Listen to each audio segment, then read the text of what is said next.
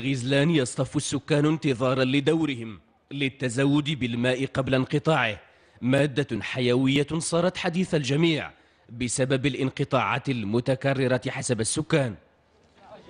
هذا الدوار هذا كيتعد بحوالي 1200 نسمه، كنجيو كنلقاو السقايه ما كيتزاوش المده ديال المده الزمنيه فيها ساعتين د الماء حتى لثلاثه السوايع د الماء ديال السقي. فكيفاش غادي تسقيها؟ كيفاش غتوصل غتشرب هاد الناس هادو؟ ومنين غادي يجيبوا الماء؟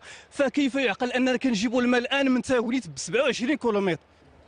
في دوار الطلحة الإشكالية نفسها، حيث يشتكي السكان مما يرونه عدم كفاية ساعات التزود بالماء، خاصة أن المنطقة ينعدم فيها الربط المنزلي بالماء الشروب. التسويع في النهار ما كافيين 70 دار ولا 75 دار. واللي نزيد المعلومات ديالكم هو ان البلاد بدات تتهاجر 2 ديور 3 ديور في العام بسبب نيه الماء.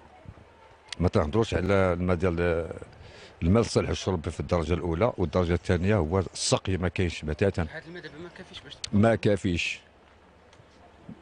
الانسان تيمشي للابار تيجيب ذاك الماء باش تيكمل. بغينا الماء باش نشربوا باش نبقاو مستمرين على وجه الحياه، يعني الناس كيعانيو. هنا دابا كيعطيونا 3 سوايع في النهار اللي غادي نسقيو شحال من دار، يعني 70 عندنا 70 دار تقريبا او ما يزيد عن 70 دار هنا في هذا الدوار هذا.